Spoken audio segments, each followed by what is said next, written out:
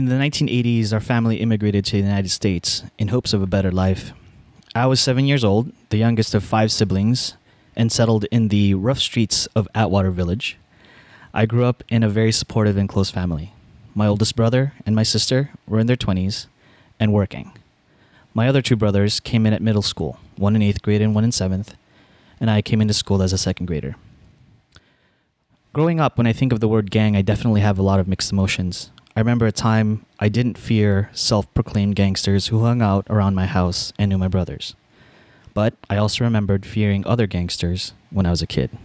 Fearing being hit up by folks asking me where I was from, not knowing how to answer. I feared being roughed up and robbed for shoes I never owned, pagers I never had. The connotation of gang in my mind changed from what the Little Rascals' our gang was to thoughts of being jumped or even killed. Stories upon stories of how Pinoy Real was recruiting peewees to do what exactly? I don't know. We're told in our schools, stories, exaggerated or not, about how the Grim Reaper was coming to get you, scared the crap out of many of my classmates and myself. That fear was real. My secret, just do something that ain't nobody ever done before, but make it sound like something that's always been there forever.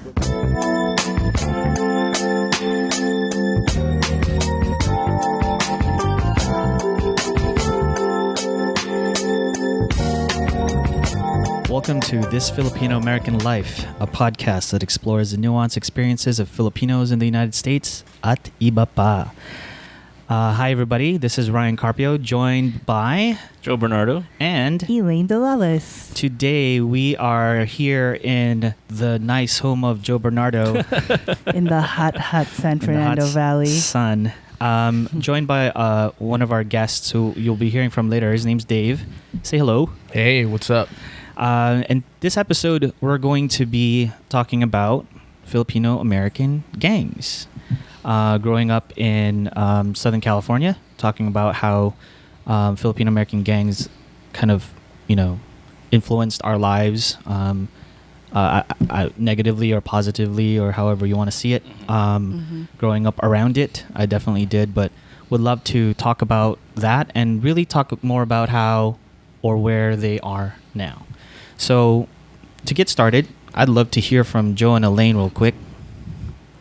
When you think about Filipino American gangs, what do you guys think about? When I think of Filipino American gangs, I have 2 stories. Share them. I will share them now. One was when I was like 12 years old and I was playing basketball in front of my cousin's house in Arleta.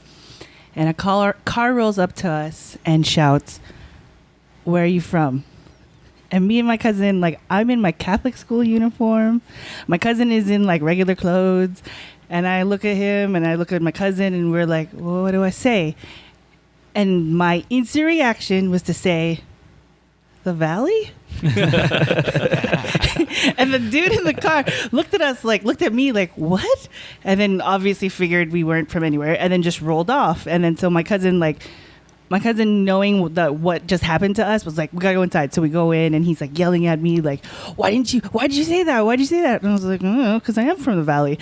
And he's like, you should have said this thing. And he mentioned another gang or crew in the neighborhood. And I was like, but I'm not from there. I wasn't going to claim anything I wasn't from. Right. And so I call myself oblivious nerd girl because I tend to be oblivious. And that's one of those situations where even though this car rolls up and says, "Where are you from?" I wasn't going to lie and try and claim anything else. But I also wasn't going to, I had to respond. And so I said, "The Valley," because that's where I was from. So that's one story when I was 12. And then another story about how Filipino American gangs impacted my life was where my cousins lived. It was territory for this one gang with 3 letters. They're all 3 letters. They're all 3 letters. But it was basically the letters were RPB. And so it was a family party. It might have been Thanksgiving. It was a holiday. But the house next door was targeted of a drive-by. And my whole family was in my uncle's house. And so my dad and my uncle freaked out somebody was shooting. We need to be safe. So then my cousins and my aunts decided to go home because the party was winding down anyway. So my uncle and my dad took it upon themselves to to walk people out to their cars, but to carry a gun with them when they walked to the car. And my uncle apparently only had a shotgun and a handgun. And my dad was pissed because if we were at my house, he would have had multiple handguns and a shotgun and a rifle because my dad has lots of guns. But so when my dad walked my aunt and my cousins to their car, he basically had a shotgun in a trench coat. And he walked them trench coat, huh? to their cars because they were fearful that somebody was going to come back.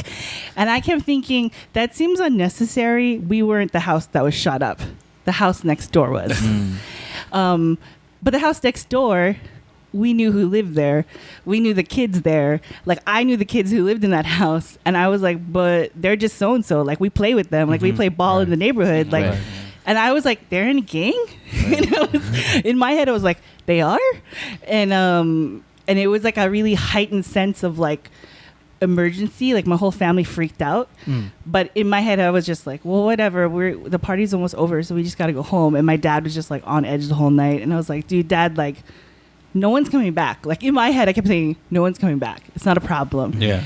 So that's usually how I've reacted to like that type of to Filipino American gangs is like they're a constant presence, but like they kind of it's like orbits around the world in my world, but I wasn't actually ever affiliated with it. Right. Yeah. Right. Yeah. That's me. Joe, what's yours? So I've always known Filipino gangs like peripherally. I was never in a kind of gang infested neighborhood or anything like that.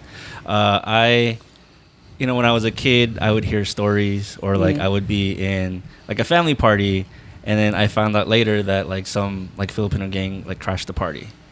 Always crashing parties. It's like a family party. It's not like because you had the lechon. No, but they also had like DJs and stuff like that. Yeah. And then I hear about that, and I also hear about like my older cousin who was involved in gangs, and then he ended up. I guess his parents sent him to the Philippines when they found out, and that's like kind of that's like a common thing. That's the deal. Yep. Yeah, that's a common thing. And then him and his brother, moved to the Philippines. They ended up, living their teens and their 20s there. But then I would hear, or I would actually see all the graffiti. I remember driving by on the 5 freeway. You can see like the LA River, and you see the big PR on the LA River. I remember that when I was a kid. And then when I grew older, when I was a teenager, God, I just put that together. What? That PR was for Public relations gang? See, I'm telling you, I'm oblivious. I was like, oh, That's not what it's Public Works with the guy with the lisp. Public works. Carry on, Joe. So then, as I grew older, I didn't really grow up with too many Filipinos, but I grew up with like other Asians and stuff. And then we would always go to pool halls because that's what we did when we were teenagers. Of course you are, such a boy. And we went to a pool hall on Roscoe and DeSoto, and I didn't know till later that it was a kind of headquarters for a set of Asian boys. And then I was a pool hall, of course it was. I was there playing Street Fighter, and then, that's how it goes. I was there playing Street Fighter. The attire back then was to kind of dress with baggy clothes. Can I predict what you wore? Yes. You wore really big jeans. Yes. A belt that hung over, a white shirt, and possibly a flannel. I didn't wear a white shirt. I didn't wear a flannel because I knew that was a little bit more. So did you wear a giant polo shirt? I wore a giant polo shirt. And then I also gang attire. I also had a line in my eyebrow. Oh my god! Oh no! Did you have a fade with bangs? Yes. Oh, Joe. No, I had a fade with a flat top and then bangs. What color was your hair though? It was sun-in. So it was brown. Yeah, it was orange. You got it. I love it's like what colors are That's a color. Sun-in is a color. For those who don't know, Sun-in was a product that you use if you're Filipino to make your hair blonde, but it really meant orange. Orange. Or orange. So then there I was playing Street Fighter, and I was playing, and then some guy came up to me and goes, "Where you from, fool?" Did you say the valley? Nowhere. Did you say the valley? No, I didn't say the valley. I said nowhere. And he goes, and then he said, "Do you bang?" And I go, Orange "No." bang? I go, no, sorry. And then he just walked away. I like it. No, sorry. Oh, you got off easy. Yeah, I You did. got I off did. easy. Yeah. So, you know, and you just hear stories. Yeah. I had friends, and their friends were part of gangs, and then I used to cut all my friends' hair back in the day. You were the barber? I was the barber. Oh my god! Yeah, You got all the ironic. gossip. Very important. Yeah, Very I was the Very barber. I important. cut You all the gave fades. all the fades? Oh, dude. And it's so ironic because I have no more hair. You shaved it all off. I It's know. permanent fade. It's cool. Permanent fade. Zero. All our Filipino American Life brought to you by Permafade. This Filipino American Life brought to you by Zero. So then I would cut hair of gangsters from like STS and Yeah. like other places. So Cool. yeah. Yeah, for me, man, I grew up in Atwater, and Atwater is just a different spot Right. these days. And Right. if you're familiar with that area, you got the LA River right there. Atwater Village was like a bunch in the 80s and 90s. I mean, I went to school there, and most of my classmates were either Filipino or Latino. Yeah. Right. That's a neighborhood, and you know, you grow up with folks who are your friends, and we were immigrants, man. We kind of hung out with people that knew us, the way we talked, comfort level wise. So most of the people that my brothers hung out with were people that look like them and talk like them. So a bunch of other Filipinos. And then me being 6 years younger than my next brother, you know, I saw these folks kind of hang out at my house. And so my parents were very much more in favor of folks hanging out in our house than us going, To the mall. I mean, anywhere else. Yeah. I mean, Right. you know, my brothers were a year apart, so they had kind of like the same friends. And, you know, we rented like a duplex. We were like big family in a small freaking 2-bedroom, right? And we were close knit. So most of the time my parents were like, just have them come here. Just have them come towards our house, and Mhm. at least you guys are all together. Mm-hmm. So that's part of like the, you know, I think I have a little bit of mixed emotions. Like, I know some of the folks that grew up in and around them, but there was definitely a fear that my parents had of, you know, who your barcada was, like who Yeah, you're yeah, hanging out yeah. with. Not necessarily the word gang, right? But you know, they're gonna have to figure out a word for that, and the word gang was the one that they feared. Right. Like, who are you hanging out with? Is he part of a gang? You know, like, I don't know. Who's the gangster, right? I don't know, right? And of course you know, you assume a lot of things with style and clothes, Mhm. and even the idea of gathering, Yeah. right? Imagine this: you gather with a bunch of Filipinos in a party, a family party, whatever family party you're talking about. But some of the kids are wearing the same thing. You know, what do you associate with that? And all of a sudden it becomes a label of something. That being said, you know, around that time, because I was younger, I was hanging out with all these fools, whatever you want to call them, like beating each other up, like for fun. In my mind, I'm like, oh, You these were in fools. a fight club? No. I didn't know what it was, but I was figuring out some guys timing someone, some guys getting beat up. They're calling each other fools. Ready, fool? And I'm pow, pow, punch, punch. I was like, what's going on here? Then hugs. He goes, all right. I'm like, what just happened? Again, I'm like 10 years old, and somebody told me, oh, somebody just got jumped in. He just got jumped into a game. Right. Yeah. And I'm like, I didn't. I go, what? And so, again, I didn't know what was going Wait, on. So then did you think like that's how you became friends with people? So you met somebody and started beating them up? No.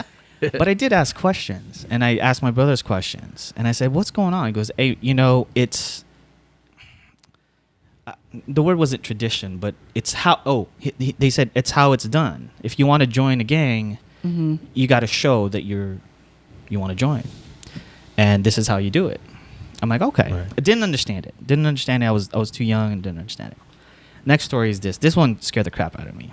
I remember it vividly, and we still talk about it till today. So we always used to hang out on our front lawn. Our backyard was concrete, so our front lawn was like grass, and a bunch of Filipinos after school hanging out there. I don't ride a skateboard, but for some reason I had a skateboard that day, and I was on a skateboard, and man, there was about a dozen kids. I'll call them kids, but they're older than me. Teens hanging out on our front lawn, fooling around. Some guy smoking over here, some guy telling jokes over there, whatever. But in a concentrated area, car pulls. We live 2 houses from the corner. Car pulls around the corner. I'm like watching it. I was like, oh, that guy did not stop. That guy did not stop. I don't know about that California roll. I'm like, I don't know. Where's the police? Where's the police? That guy needs a ticket. And then rolls by, and cannot forget this moment where I froze because window, gun, pop, pop, pop. What? Right. And I just went, and I see people like jumping in the bushes, getting down, cursing. Oh shit! Right, everybody. Right. The kicker of the story is a cap gun. What? A cap gun. Not kidding. It wasn't a real gun. It was a cap gun. I probably, if I knew what was going on, if I wasn't in shock, I would have been like, I would have something. I don't know if I would have fainted or what. If it was a real, some of those guys would have been Yeah, shocked. no, Right. for sure. And of course, everybody energy got, energy's up. Adrenaline pops up. Adrenaline pops up, There you right? go. Everybody starts running to the street, and I don't know, they're throwing signs, yelling, blah blah blah. Who was that? What's happening? No cell phones back then, right? Nope. No pages. Oh my I mean, God. back then maybe pages, but no cell phones back then. Pages. All of a sudden, you just see people like get into their cars. Some people like, you gotta call this person, this person. Who was that? We just got trying to figure out who it was. That was the fear that I had as a 10-year-old kid of the people that I grew up with being associated with this. Not that I was gonna, but that this was happening. And I think part of that growing up is like, okay, what do I do now? Like, what do I do? What am I thinking as a kid? Luckily, my brothers actually were not involved. They were friends with them, but never got jumped in or anything like that. Wasn't their style. My brothers were, they're always in it for the ladies. For the girl. And they had a Always different for the style. They had different ladies. styles. So That's what it was. yeah, some of it is like parties and Yep. just having a social. It's basically a social outlet for some folks, and I know my brothers they grew up with these folks, so Yeah. that was part of our life. Yeah. And it was probably the narration kind of goes like this. It's like, oh, so what did I do? What did our parents do to kind of protect us, or what did I do to protect myself? I remember, I think I mentioned this to Joe and Elaine. I remember carrying around a box cutter because I was scared. My brother worked at Vaughn's and Right. I stole one of his box cutters, and I put it in my backpack. For what? I don't know, just in case. Right. There's always this just in case. Like Right. somebody hit you up on the street. I'm like, I got hit a couple of times. I didn't know what to say. So it's a very real part of growing up. At least here in Southern California, I'm sure everywhere else. Even for Filipinos, and then for Filipino immigrants too. Like I was people call me names. You just kind of embrace being a fob or fresh off the boat. But you hung out with people who are like that, right? You hung out with people after school playing basketball, and then Yep. So that's how I kind of grew up thinking about gangs. But Right. I remember that in, I think 93, 94. Remember Fox Undercover? Yes. Yes, it's like a weird news segment they had in Channel 11. Yeah. Chris Blatchford probably did that piece you talk about. So yeah, it was about the watching Asian boys pool hall shooting. Right. And I remember they had an undercover about that, and then my mom, when she saw it, she called me into her room. She goes, Joseph, are you in the gang? Yeah. She asked you. Yeah. I go, no. Like, we lived in a really kind of upper middle class neighborhood back then. It was actually a gated community, and no, we didn't really have access to that. And I said, no, in a gang. And then she goes, are you on drugs? I go, what? And then she told me, look at me. And then she looked at my eyes to see if I was like under if your pupils were dilated. Yeah. But yeah, my mom would ask me that a lot, like, don't ever, or she would say like, are you in a gang? Don't Yeah. ever be in a gang. Well, it's what they associated with. Yeah. It's like what they didn't understand. My brothers got asked that all the time because my brother my brother had an earring, or Yeah. like, why do you have an earring? Are you in a gang? Like, the association is like, so it's just, I think it's it's a communication thing. It's I think it's style. also because you're guys. Yeah. Because Yeah. like I didn't get asked that question. That's I actually where I was didn't gonna get go. that asked question at all because I'm a Right. girl, Mhm. and Right. so. But like I did really dumb things in junior high that if my Mhm. parents knew the signs, they could have asked me. Mhm. Yeah. Like I have pen burn marks in my hand, and I have What? Yeah, those burn marks will get you labeled. Yeah, no kidding. And like I was just a stupid 13-year-old in like or 14-year-old in 8th grade, and my friend was like, "Hey, like doing something dumb and like Right. making the big pen burn," and then he put these. I have the 3 Mi Vida Loca burn marks on my palm, and like you can't really see it; it's been faded.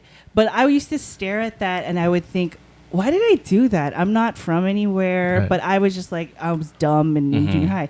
My parents didn't know what that meant. And they asked me what happened there. And I'm like, oh, I just was messing around. And no questions. So, Okay. Let's take a quick break, and we'll be back with Dave. pew, pew, pew.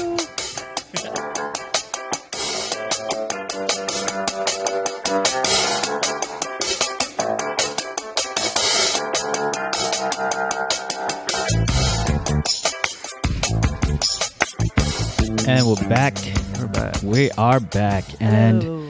joining us today is Dave, our guest, to talk to us a little bit about some history and about Southern California and the questions that we have today in our topic about Filipino American gangs. Welcome, Dave. What's up? What's up? Hi, Dave. Hey, Dave. How y'all doing? Good. Thanks for joining us, and thanks for being here. Love to get your kind of reaction, and also a sense of like telling us who you are and why you're here. Right on. Well, my name is Dave. I won't go into my last name, but I grew up in the mid-city area of LA, which is now Koreatown. That also spread up towards the Rampart area, all the way to West LA. Family came here in the 60s. So we were kind of like an original family in the mid-city part of town. First off, I just wanted to say to pretty much all the participants of this lifestyle that we lived or used to live, just give them a shout out. I know a lot of the guys out there are pretty much living normal lives now. Cool. They've gone away from this very negative lifestyle that we used to partake of. And, there's still some guys there just kind of like fighting their demons. Good luck to them. Pretty much this whole thing started with the migration of Filipinos to Southern California, mainly LA. And, I've been doing some research here and there throughout the years. I've always been interested in history. But my history here, I'm LA born and bred. I went to the Philippines for the first time like 2 years ago. What? You beat me. You know what I'm Still saying? haven't been there. So I grew up here, which is a lot different from a lot of my homeboys who were straight from the PI, straight from Yeah. Pinas, and they grew up here. Now I can kind of like understand where they come from Mhm. because, hanging out with them and trying to understand them and, trying to understand the language because I didn't speak Tagalog, but they did, and there was a lot of Taglish going on. Mhm. So my generation is the 80s, 80s and 90s, early 90s. Me personally, late 80s, early 90s. So just to give the listeners an idea of when I was around. But I have uncles that were involved in, I never knew it. I always thought that their friends were just friends. Yeah. Just like you Yeah. said. They grew up with them. They always at the family barbecues. Right. So those guys come from the 70s generation. And throughout my travels in LA and just being at different places and different times, I met guys who were from the 50s generation, Wow. 50s and 60s generation. My dad was from the 60s generation. My uncle's from the 70s. But I actually met somebody who was in the 50s generation. Wow. Oddly enough, he looked Chicano to me. Mm-hmm. Big dude, mestizo, light eyes. And the first thing, and he was from the 50s generation. I'm from the 80s. I'm old. This guy says, "Where you from?" Mind you, we're not on the streets. Yeah. I'm in a AAA office renewing my registration, minding my own business. So this guy hits me up, and I'm like, what do you mean? And then he's like, you know what I mean. So I tell him, what neighborhood I'm from, and he's like, oh, pare, he starts talking Taglish, and I'm like, what the hell? So he kind of broke down history to me.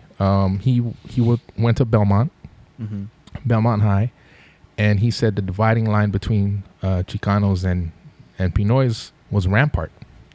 So on one side the Chicanos lived, and the other side all the Pinoys lived. So he said there weren't that many back in those days, so they stuck together.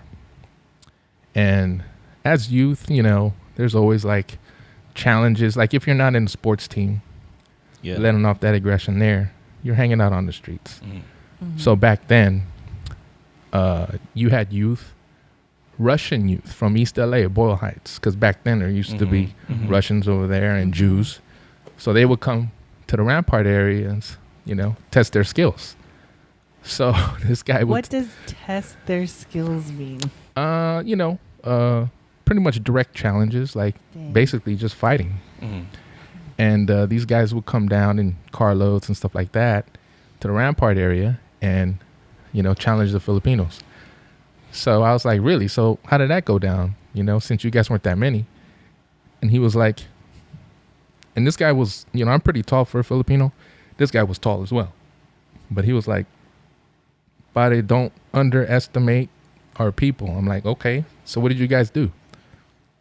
Well, we showed them what balisong was. Oh, and I'm like, okay, like how? And he was like, let's just say that they went back to Boyle Heights and never came back. Oh, man. Wait, can you explain balisong to people who don't know? Right. Balisong is something that's outlawed by the LAPD. We couldn't carry him. But a lot of Pinoys know balisong, a.k.a. the butterfly knife. Yeah. It is particularly a Filipino-made knife. My boy Paul Factor is going to do his little documentary on it. Dope. So I don't want to throw it out, but the balisong comes from different provinces in the PI and transferred over here. Everybody brought them back. You had relatives that went back home. They brought them back here. So we always had an abundance of them. Until the LAPD started catching wind. Right. Very concealable. Yep. You hide them in your shoes, hide them in your pocket, whatever. You can't see it. It's not a fully, fully open blade where you had to sheath it. So, balisong, that was one of our weapons back in the day. But, going on, that's the 50s. In the 60s, my dad grew up here in the 60s. So back then was the civil rights movement. Crips and Bloods weren't here yet, but there were the Black Panthers. But there was a lot of other different gangs as well. Like in his day, he mentions 14th Street, which is what is now Clanton. Very old, traditional Chicano neighborhood. He remembers when 18th Street started. When they started. When they started, yeah. Wow. So, Diamond Street, Temple, White Fence. Like he remembers a lot, from back in those days. But the one gang he told me about, which was, he was like, our people, he was like, yeah, Satanas, that's the Filipino gang. And I'm like, oh, okay. When he was talking to me about that stuff, I already knew about it, so I'm kind of laughing at him like, what do you know about it? Old dude, what you know about that? But he did, you know what I mean? So they would always try to court him in, and he would, he's not a gang. He was never into gangs. Mm-hmm. He always preached to me, don't ever join a gang. Mm-hmm. Don't ever be involved in a gang. If you can't stand on your own 2 feet, what's the point? So he was always a solo type dude, but that's him. Different generations, different things, And then come to my uncles who were about 3 or 4 years younger than him. That was the 70s, So the 70s was, man, it's after the civil rights movement. My dad was getting kicked out of schools for fighting, It was very volatile back then. And come to the 70s, it's a lot of drugs. I mean, guys were just getting loaded, LSD, angel dust, they call it sherm. I mean, PCP, all that stuff, Like cocaine wasn't really hitting yet. That's very expensive. Mm-hmm. Yeah. Mm-hmm. But for the poor guys in the neighborhood, you get high with what you got. Mm-hmm. So, at that time, one of the main gangs, if not, I mean, I have to pretty much say that, Satanas is a Los Angeles born and bred gang. There's gangs from Pinas. A lot of them are prison gangs that came here, try to set up shop and stuff like that. But the homegrown one is, everyone has to admit it. I don't care what neighborhood you're from. You don't get along with them, whatever. That is pretty much the first and foremost. Mm-hmm. A lot of people recognize. And that's outside on the streets and inside the prison system as well. So that's kind of like the start of everything. Yeah. Mm-hmm. The 70s, I met a lot of their friends, and I had no idea who they were. Not until later in life. Cats like Big Looney. There's, I don't want to put their names out because they're all like regular people now, But Looney's pretty much a staple, and, people know about that guy. And then, the early 80s, that's when a proliferation of Filipino gangs started.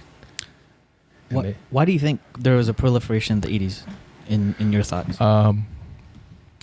From what I could gather, migration. Okay. A lot of Filipinos started coming to the U.S.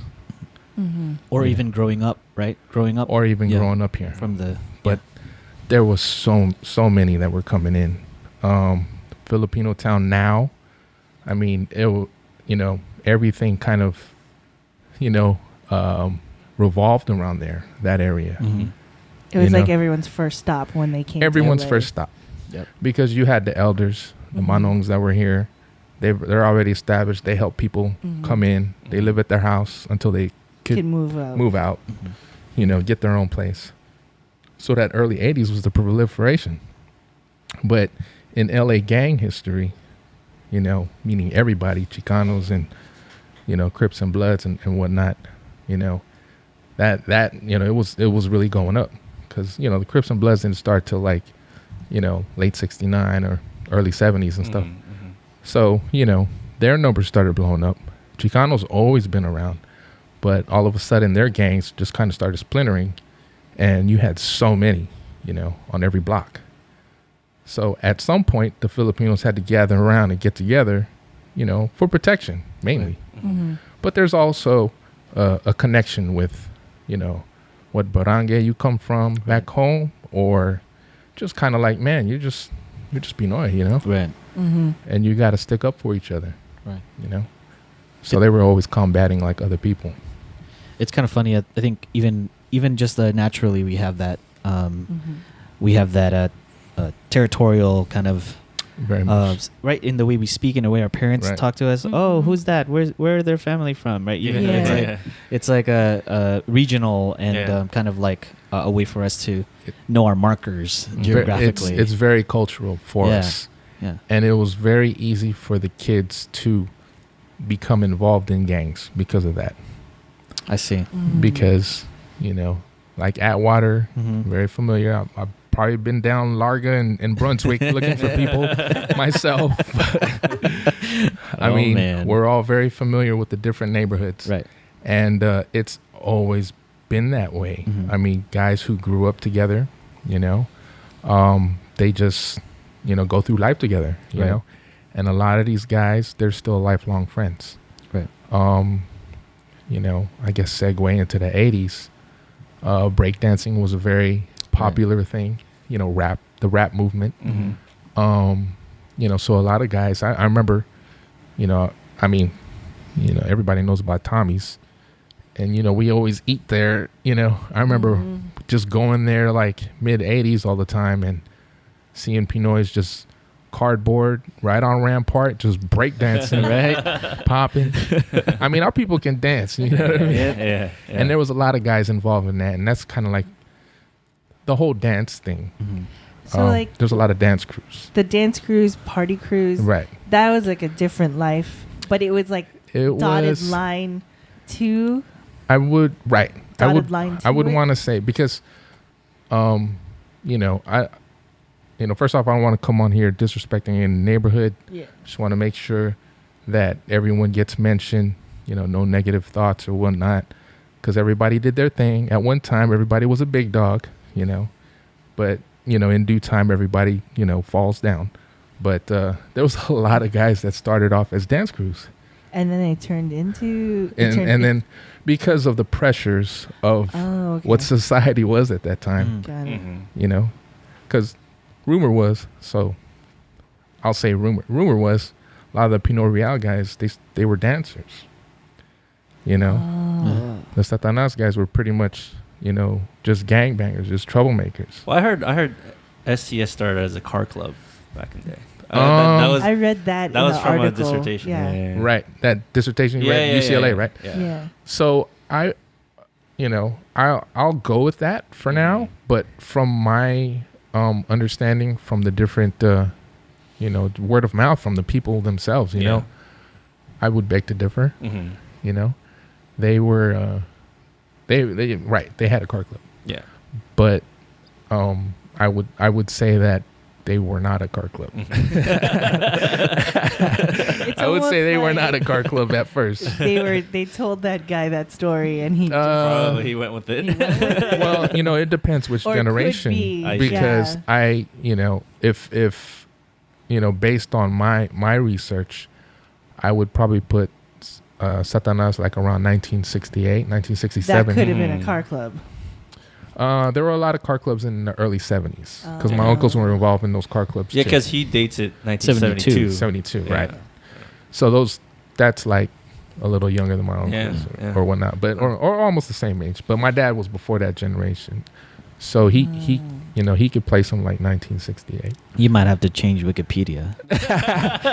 Nah, Is that how you did your research? Right? Wikipedia. That's how I knew it was 1972. I'm like, oh, I got this from Wikipedia. I'll let them tell that story. You know, that's That their reference, neighborhood. that Yeah, dissertation. that's their So- neighborhood. So So growing up, it was around you. it was around. Right. How did I you? didn't know. You know, how did you get involved? You know, guilty by association. Right. I was very anti-gang because I seen a lot of guys get hurt, get locked up, strung out on dope. So, you know, I was, and you know, and my pops too, you know, he was always anti-gang. So I was always rolling solo or whatever. You know, I grew up with a lot of blacks and Mexicans. So I was always in and around, you know, Crips, Cholos, whatever, you know what I mean? So it didn't really phase me any, you know, and I'm just a Filipino cat. They all thought I was Chinese anyway. You know, they all think you're Bruce Lee, right? So I played it. I'm like, all right, cool. Yeah. Oh, that's how all the old gangsters used to wear. We used to wear karate House slippers. Yeah. shoes. Yeah. Yeah, kung fu shoes, man. And the tails. Go get them in Chinatown. Yeah. Pompadours and tails. So why was that a hairstyle that they? hey, don't. I mean, I couldn't grow one, a pompadour, but I couldn't form it right. But that was very much. It's like a peacock, you know what I mean? Like Oh, it must you know, be. who's the flyest dude? But So- that hairstyle, It was cool. I it's- liked it. It's still around. Like there are kids these days still rocking. What's it. that tell you, Elaine? I'm It's It all comes back. But I'm gonna say my dad rocked the pompadour back in the '60s Did too. he have a tail? No tails back then. Pompadour, Tails were I get. 80s. Right. Tails were '80s. Tails was my generation. So the pompadour, and car racing, hot rod racing was, 60s, 70s. And then it eventually came back in the 80s. Yeah. And with us, it was like, man, I can break down the style of dress. Because the pompadour fade with a tail got banned from my high school. You couldn't have a tail. Right. Wow. In my high school. In my middle school, you couldn't have a fade. Yeah. You could. At one point, we had that too. If you shaved your head, you were suspended. And that's that's weird. And that's not to glorify the lifestyle, but that's to show you how much influence and the impact this lifestyle had on everyone. Right. Or how scared white people were. Well, I went to a school that was predominantly Filipino, and No, the administration. the was white. administration wasn't white. Admin knew what was up. The admin knew it was up, but she wasn't white. I don't think so. I went to public school all my life, and they were very aware of Asian Filipino gangs. Not to toot our own horns, but I would probably say in the 80s, that's when things got turned up. Turned up meaning it was no more balisong, it was no more sticks and whatever. It was gunplay. Yes. And that's when it got serious. Yes. And I just want to apologize to all the families out there, for all the guys, that did wrong. I really feel like everybody just, wants to express their sorrow for the damage to the community that we did back in the days. And, I talked to a lot of guys, and they're very remorseful about the things they've done. Some have paid the price, with their lives or, years in prison. Yeah.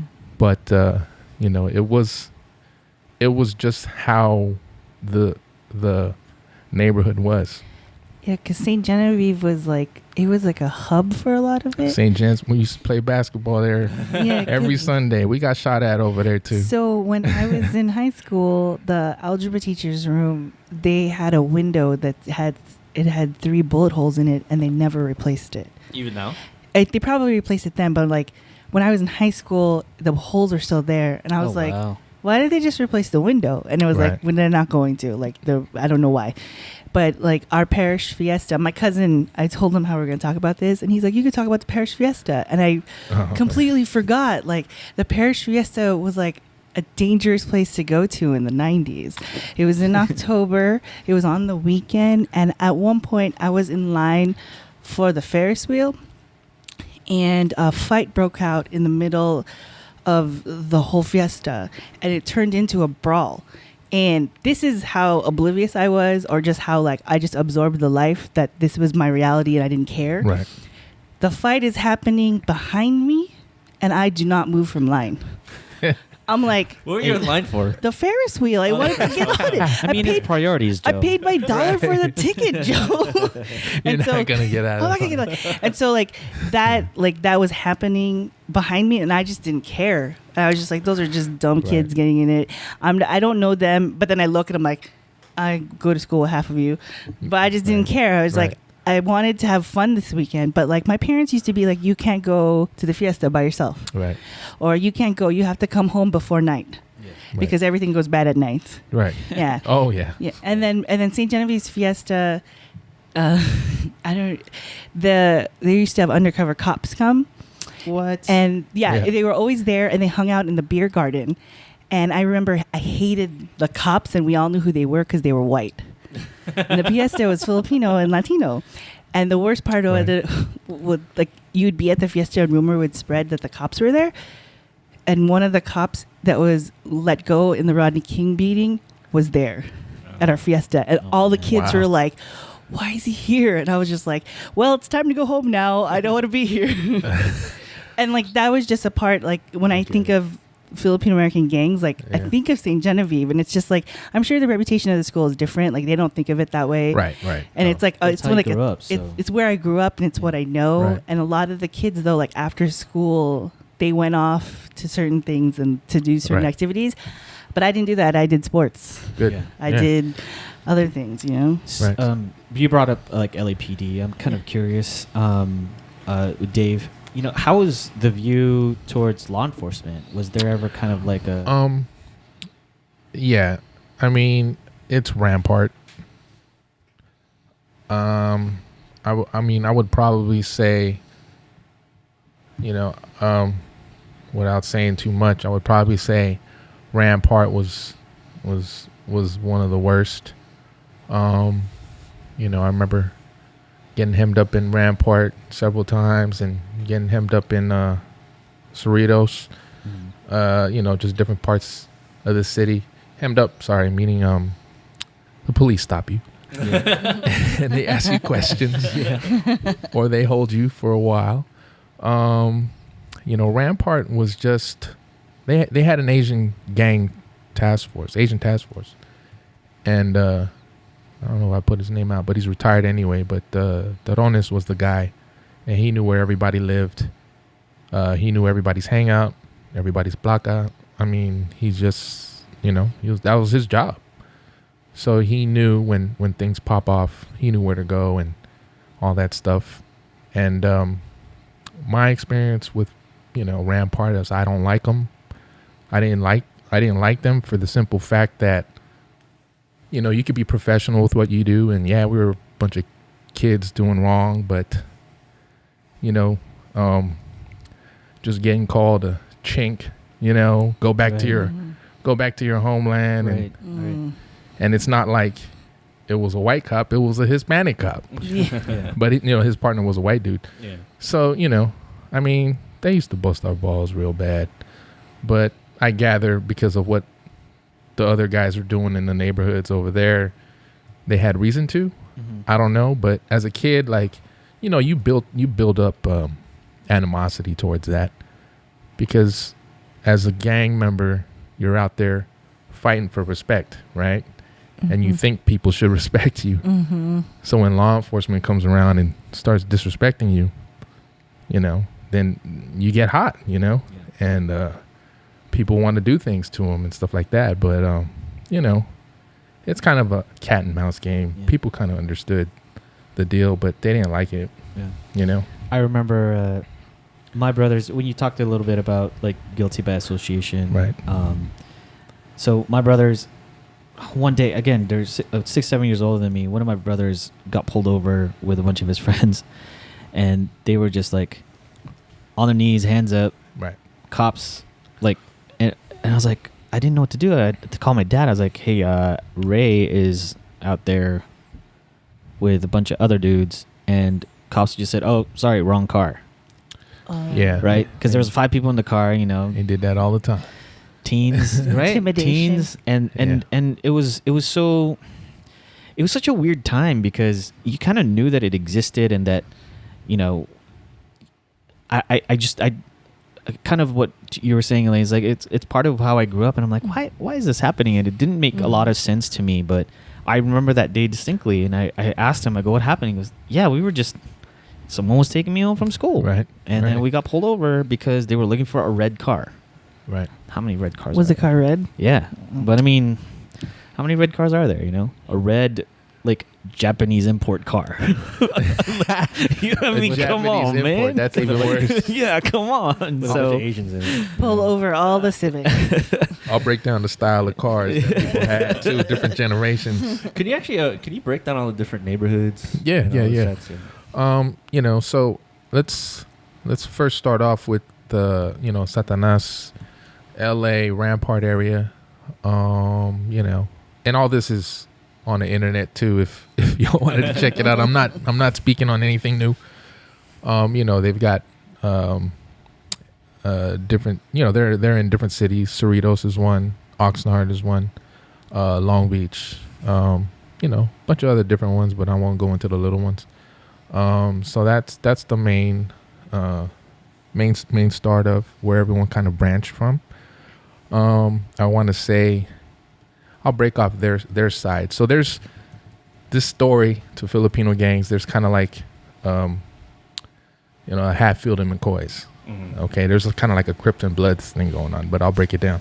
So you start off with Satanas, and then kind of like who's on their team. But these are all different gangs, and they were on their own as well. They just weren't clicked up with Satanas, but they got along with them. The other one was HSG, Hillside Gang. Same areas. Some of them are related. And then we get to Crazies. Now you might see Mayberry Crazies. Yeah. Which is predominantly Latino now. But the originators, and they might say otherwise, but the originators were all Pinoy. Their OGs are, even if they don't the kids don't recognize their OGs, that they're Pinoy. So Crazy is another one. Tropang Judas, THS. That was another neighborhood, kind of like associated with that side. Tropa Ocho. That was another one. And I'm starting from the Belmont area, of course, Belmont Rampart area, and then we spoke on Atwater, Pinot Real, and Pinot Real is another big neighborhood. They got West Covina, Atwater, Culver City, little, they got a click over there, Norwalk and other parts and stuff. I won't go into out of town stuff. I don't. Yeah. But I'm just mainly speaking on LA. So PR back in the day, there's another neighborhood, Jeff Rocks, the Jays. So they were kind of like in the mid-Wilshire area. There are a lot in the valley too. A lot in the valley. Yeah. I would probably want to say the size of their neighborhood. I mean, I just want to kind of clarify that I think they are the largest. They had the largest neighborhood, square mile wise, because they stretch out pretty far in mid-Wilshire area to Hollywood too. So there's Jeff Rocks. Another neighborhood, MP13, Mabuhay Pinoy. Yeah. Eagle Rock area, Highland Park. They got other areas as well, but I won't go into that. There's Rebel Boys. And the other, so let me get into the Hatfield and McCoy's thing. So there's Bahalana Gang, BNG, and they're all over the place as well. Get into Fliptown Mob, FTM. We get to Carson, old neighborhood over there, CPC, Carson Pinoy Compadres. And then they also had TBS, the boys over there.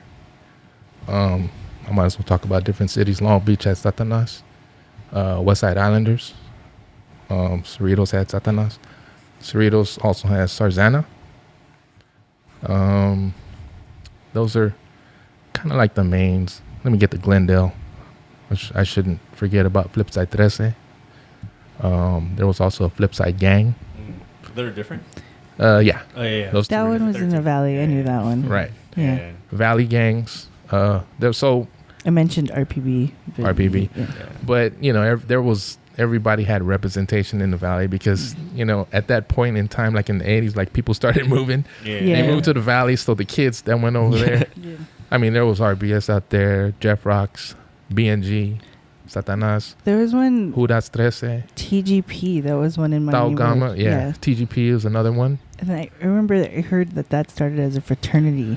Well, they are a fraternity back home. Yeah, in the Philippines. Yeah, in the Philippines. But like a lot of the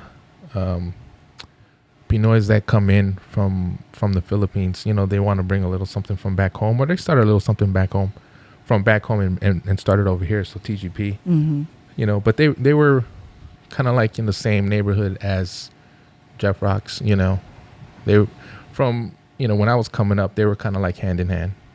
So I guess for me to break down the different groups, so back and this is already people serve their time and things of that nature, and it's kind of like old news, and it's been in the papers and stuff. So the whole thing with Filipino gangs, everybody was like cool at some point. And then everybody fights over the girls.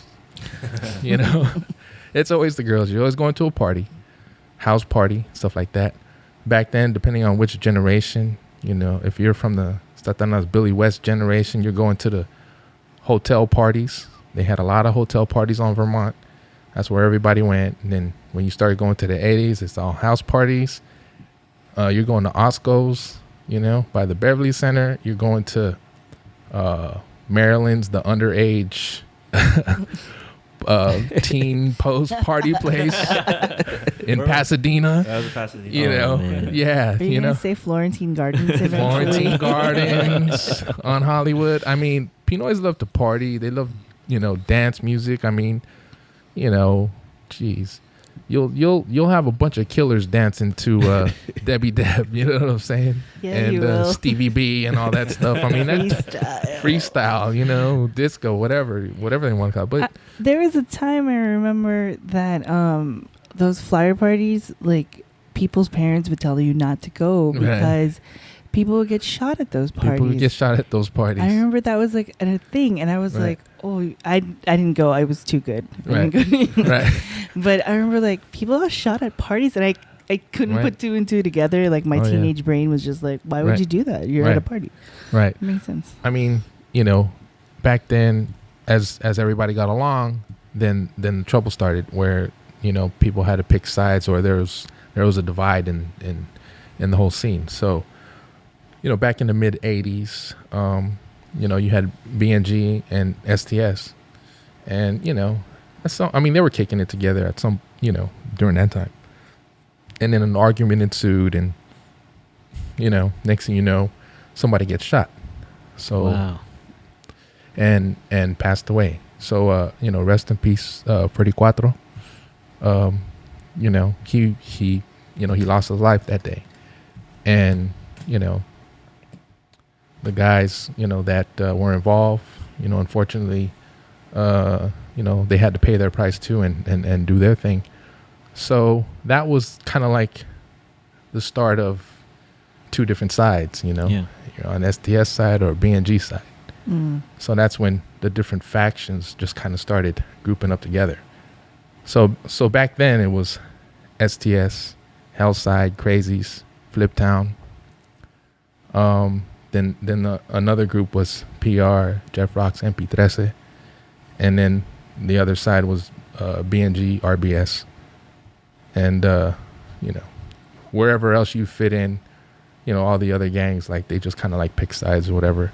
So that was the war per se. Wow.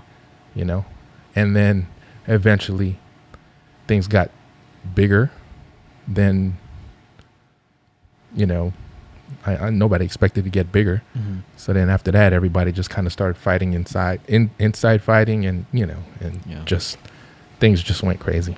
Mm-hmm. In the 90s, that generation was more turned up than the 80s. Wow. Yeah. Because, you know, people were going to pros, billiards, and looking for people and shooting it up. You know, people are going, and this is predating Fast and Furious. This is predating all the kids and Latino kids that are now getting into the Rice Rockets. But, you know, a lot of the gangs transitioned or had members in the race scene, Silmar, you know, and guys were out there, you know, racing and stuff like that. But there were a lot of gang members involved with that too. So, you know, the proliferation of Filipino gangs, you know, the thing is about Filipinos, we're very adaptable. So we get into everything, you know, when things get too hot, you know, the main thing is like, if you know, your parents, like I think one of you guys spoke about before, like they just send you back home. Mm-hmm. So you get in trouble, we're going to send you back home. And that's always been the thing. Either that or you get deported. Yeah. But back then they weren't deporting as much. So, you know. I had not a lot, but I knew a couple people who went back home, back to the Philippines, and they came back and like they were worse because they got to like do whatever they want when they were in the Philippines. Right. No parental supervision. Whatever auntie or uncle was supposed to be watching them didn't care. Right. And then when they finally come back here, they just like picked up and left off, but were like crazier. And you know what? I'm glad you said that, because let me break down the typical 80s lifestyle of it, or you know how it was. I had homeboys who lived on their own. You know, they're barely 18. renting a place with a couple of other different people, you know, working in hospitals, working wherever they could get a job. And, you know, most of it was hospitals. So, you know, you would always associate gangsters with wearing scrubs because they just got off of work. These guys were wearing scrubs. But then it became like a style of dress. So everyone started busting scrubs, you know, and rolling up their Yossi in the arm, and you know, That's so funny. and you know, these guys were on their own, you know. I've had homeboys who the parents came here, they enrolled them in school, and then they boogied. They went back home, and they're left here to fend on themselves. So I had a lot of homeless homeboys and stuff, and you know, it's just perfect. It's just a perfect breeding ground for gangs, you know, and the camaraderie. No, they didn't speak Spanish. They couldn't hang out with these guys, and you know, they weren't black, so you know, they band together, and it doesn't matter if you're from Mindanao or Cebu or wherever, you know, they're kicking it together because they have, you know, a commonality, you know, and it's family, you know, it's the food, you know, and it's just having a good time. So these guys would just hang out with each other at different places. Whoever had an apartment, whoever had a house, you know, whoever's parents was lenient enough to have like 20, 30 kids in their backyard. Right. I remember getting kicked off of Council Street because my homegirls, I was like, get the hell out of here. You guys it's too loud. You know what I mean? But, you know, that's just the way it was. I mean, these guys didn't go to school, you know? And then, you know, the guys that were still in school, you know, of course they never went to school because they went to hang out with the older guys. You know what I mean? Yeah. And the older guys could buy beer. Well, you know what? Even if you're under 21 back then, you could buy anything you want. They didn't care, you know? So, you know, everybody's just partying. And then everybody smokes damo, you know, all that stuff. And this was before crack, you know? So it was kind of like cool. And then crack came, you know? So I want to say in the 80s, that kind of stifled, you know, a lot of the activity because a lot of guys from different neighborhoods were smoking with each other. Enemy neighborhoods, you know? And then that kind of slowed things down a little bit until the next generation came up. So then in the 90s, you saw a lot of guys getting locked up and flooding the system. System meaning, you know, Prison system. And, you know, going through juvie, CYA, the whole bit. And then eventually, you know, the big house. And that's where, you know, they ended up meeting all the guys that got locked up in the 80s, you know, for doing all the heavy stuff. So that became a thing, you know, until Shabu came around. Oh man. And then it's you know, it's hand in hand, gangs and drugs. Yeah. Because a lot of guys want to forget. A lot of guys got problems they don't know how to deal with, and there's a lot of substance abuse, a lot of alcohol abuse. You know. Was that were drugs, the drug trade, was it a dividing line between different gangs? Different sets? Never. Okay. You had, well, not to put anybody's business out, you had rivals hand in hand in the same house, you know, Because serving. green is green. Green is green. Green is green, but, you know, when you have that commonality, you know, of drugs and stuff like that, like, it doesn't matter, you know, who the next guy is. As long as they didn't harm you personally or your family. Or mess with your money, you're most likely going to be good with them, you know. But, you know, drugs kind of, in a good way, I don't know if it's a good way, in a good way, kind of slowed down the growth of it after the 90s. You know, the 2000s, they were still around, but definitely not as active as the 90s. Right. Well, so I know we talked about this earlier before we actually started recording, but I know there were sets of BNG, for example, or RPB in like the Bay. Right. And they're like they're some in originally San Diego. from the Bay. Yeah. Right. So did you interact with folks like statewide or even like in Seattle or other places? Well, you know, the neighborhood I was affiliated with, we kind of, it didn't matter where you were from. Like if you're one of us, you're one of us. Mm-hmm. So we didn't behave in such a way. But a lot of the other neighborhoods were different towns and cities and stuff, and they're always up back and forth. I had a homeboy who was always going back up north, coming back down. He was a businessman doing his thing. So, up north they have kind of like a different type of mentality. I want to say like a lot of the Northern California Pinoys are more progressive, more Pinoy, Pinoy minded, if you will. So their neighborhoods out there, all based on where they're from. Whether you're from Oakland, the city, San Francisco, Vallejo, San Jose. There's all different, sets out there. You said Vallejo. Yeah. In my mind, I said Vallejo. But yeah, Delano was one of the big neighborhoods that my uncle spoke very, very highly of the Delano boys, the guys that came down from there. And this was in the 70s when they all used to attend the hotel parties down here. So guys from LA, guys from Carson, guys from Delano, all partying in the same place, guys and girls. Seem very organized. I'm telling you, man, Pinoys love to party, bro. That's what I'm saying. It's like this, it's when you say hotel parties, I'm like, dang, that's pretty cool. Yeah, Red Lion in Glendale, right? Oh man, I can break down all those places. Carnival in Glendale. I know the old OGs know that spot. All the bowling places, Star Lanes, Jewel City, Chateau. And then the billiard spots. You know what I mean? Like every those were what Pinoys like to do: bowl and shoot pool and drink. And it's not that they weren't a part of society, regular society, because they were.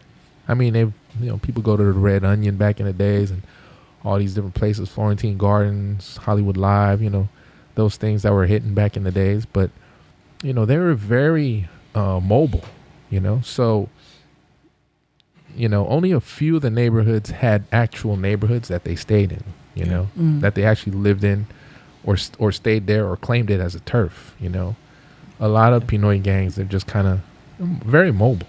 Because they're all over the place. It's all over the place. Yeah. When you said earlier, people just kind of like start moving around and like just being reestablishing themselves. You move on to a new place. You get a little money and stuff. You move out to West Covina. It's nicer. Cerritos. Orange County. The Valley. The Valley. And next thing you know, you got those same neighborhoods out there. Yep. Yeah. And then you move to Santa Clarita. So you kind of touched upon like where they were headed, but right. my last question really for the group is like, where do you think they are now? And what I mean by that is like, is there a kind of like a trajectory of like, let's forget about that life? Is there, some people I've thought of it as I wondered if it was a fad. It was like, was it an 80s thing? Was it a 90s thing? Yeah, because that dissertation that we're discussing, it claims that it's a fad. It was a fad, and it was due to kind of police profiling and kind of that pressure. I don't know if I buy that, but I don't buy it because I still see it.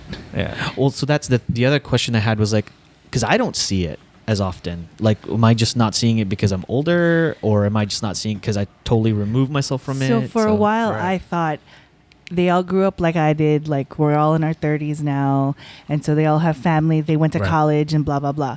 But then I think it's because I was trying to ignore certain signs. It's because you're oblivious. Because I'm oblivious. She's still in line for the Ferris wheel. Still in line for the Ferris wheel.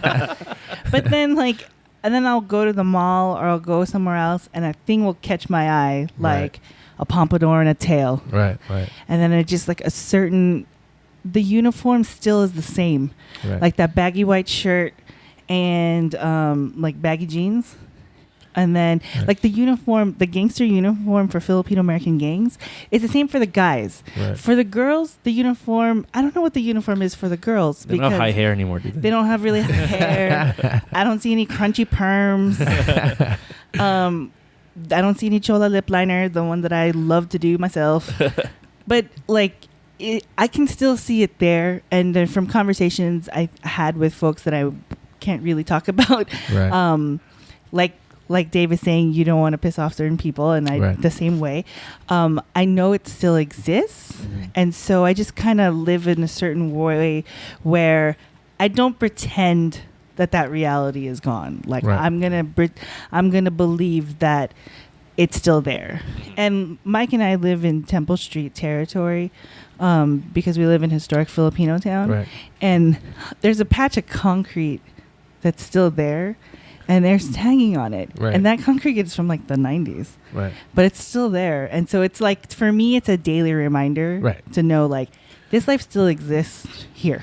You're in the heart. You're in the Yeah. heart, or the origins of it, Yeah. basically. I mean, I speak to a lot of people. Know a lot of people and stuff like that, and a lot of the older guys, they are so different from what they were back in the day. Their mentalities have changed. They grew up, and that's what a lot of us did, is we grew up. And at the end all be all, you're still Pinoy. You got to take care of your family.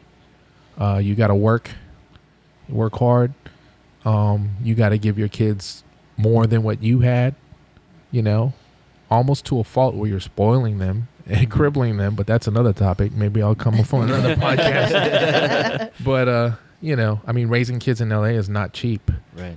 But also raising kids in this town where it's very racially charged. A lot of the guys that I speak to are very pro Pinoy. They'll do anything for their people, but they just don't have an outlet. Right. And to be involved is to open themselves up to the past. And that's kind of like what people want to forget, So when they raise their kids, there's like no way you're going to be a banger. You know what I mean? There's no way. There's still some. There's still some out there. The main, the bigger neighborhoods, they'll always be around. And there'll always be knuckleheads around. It doesn't matter. You know what I mean? But I would like to say they're here, they're around, but they're just not as visible. Smart about things. Yeah. Are there young folks like joining or forming their own Filipino gangs? There's new cliques and stuff here and there, but it's not the level and it's not the mentality of the 80s and the 90s. I mean, what do you think that is? It's because how it is today.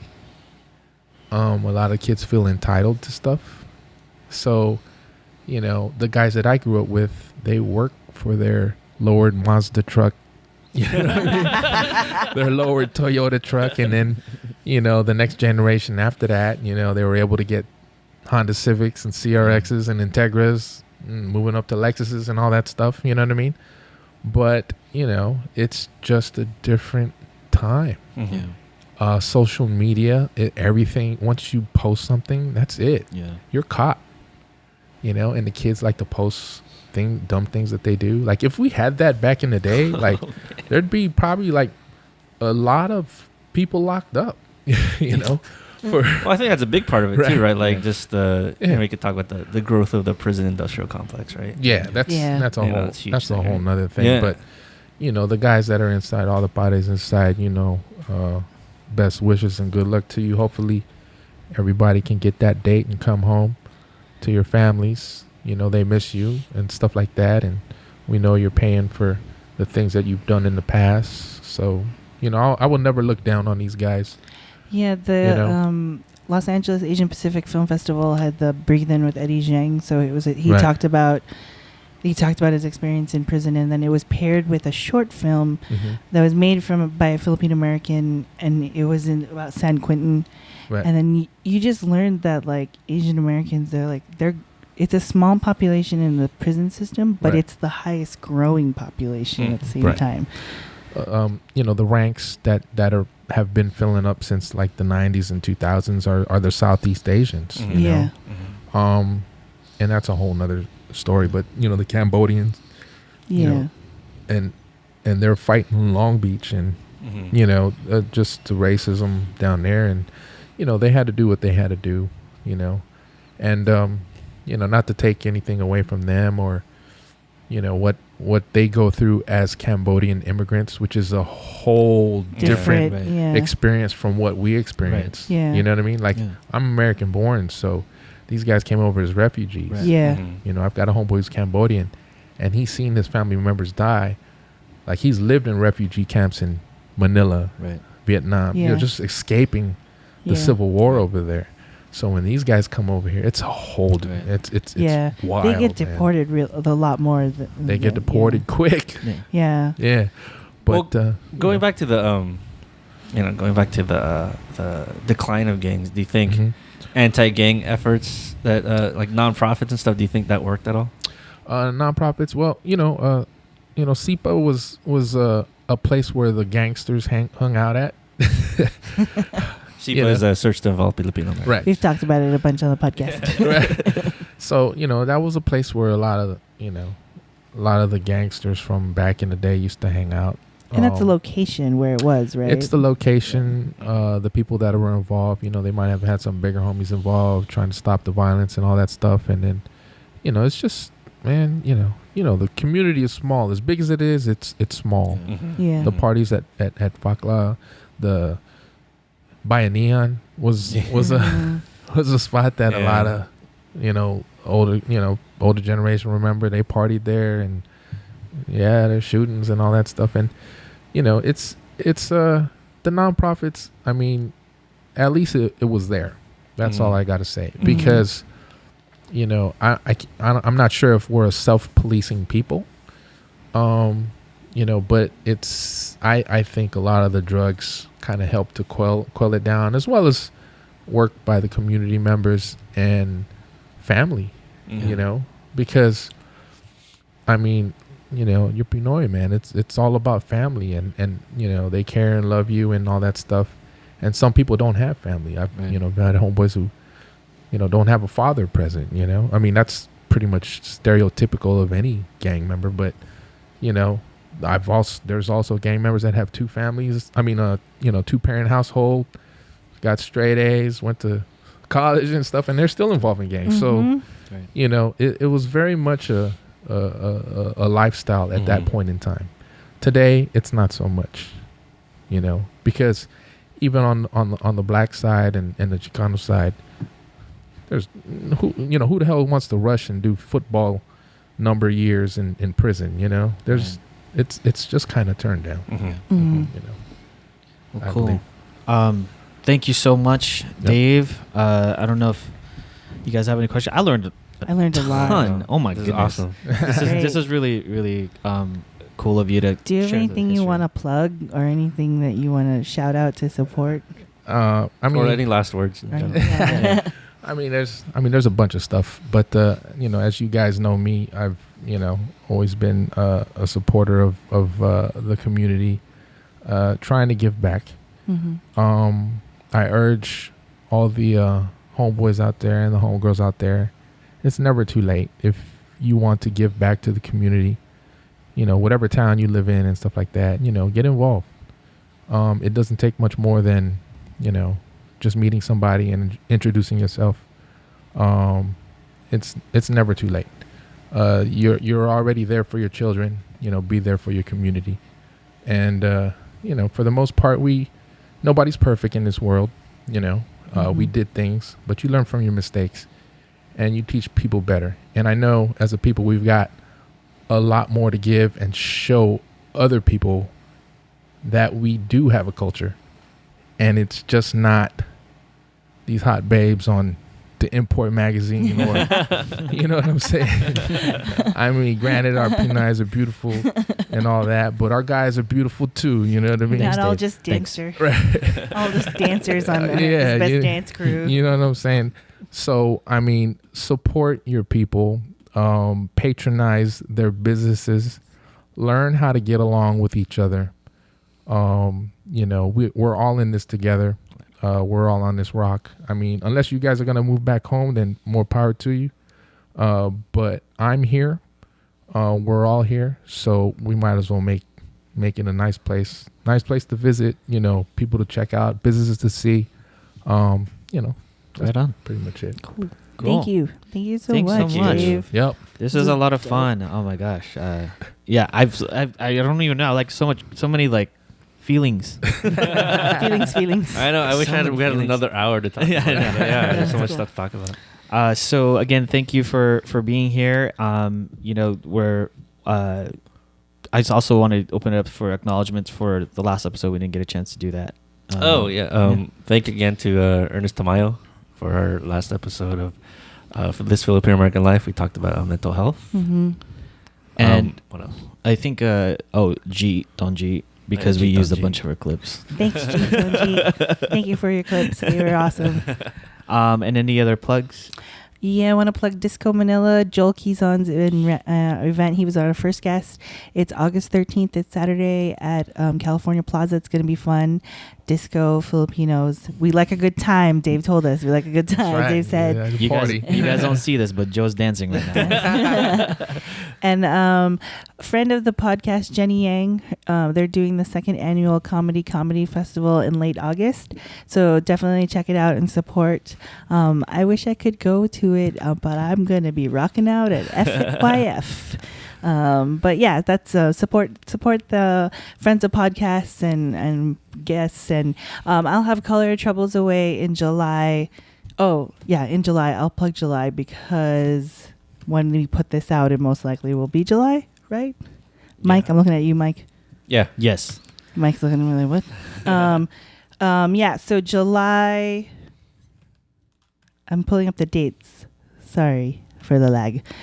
July 21st, Thursday, July 21st at Pot Lobby Bar at the Line Hotel in Koreatown. That's going to be the start of my new residency at Pot Lobby Bar at the Line Hotel in Koreatown. Collyer Troubles Away will be there the fourth Thursday of the month from 7 to 9 p.m. And you can color and then afterwards hang out because the Beat Junkies apparently have a residency afterwards. So you can hang out with them. Nice. Yeah. Maybe they'll come on the podcast. I don't know. You can try and talk to them, Joe. I don't want to. Another plug I want to plug. We'll edit that out. Another event I want to plug is my friends in Seattle. They're organizing Pista Sanayon. It's the big Filipino festival up there at Seward Park Amphitheater, Sunday, July 31st, 2016, 9 a.m. So it should be good. It's like a... Just at 9 a.m.? No. Is that an all 9 all to day 8 thing, right? 9 to 8 all day thing. Dang, Yeah, that's long. it's huge. It's huge. Wow. Yeah. Are you going to go? No, probably not. It's too far. It's Seattle.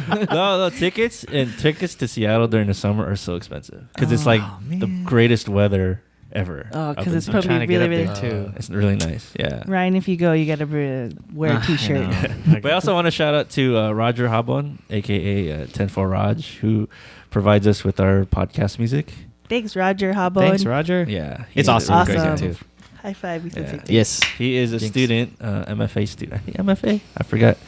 He's a student at San Francisco State, but he's from Seattle. Roger Habon, if you want to make some like serial-esque piano music, we'll take it, by the way. And I don't have anything to plug, so I just want to say thank you to everybody. Thank you to Joe, Elaine, Mike, and to our guest Dave today. Again, from Thank you. signing off from This Filipino American Life. Pew, pew, Thank you pew. all for listening. Pew pew. Pew, pew.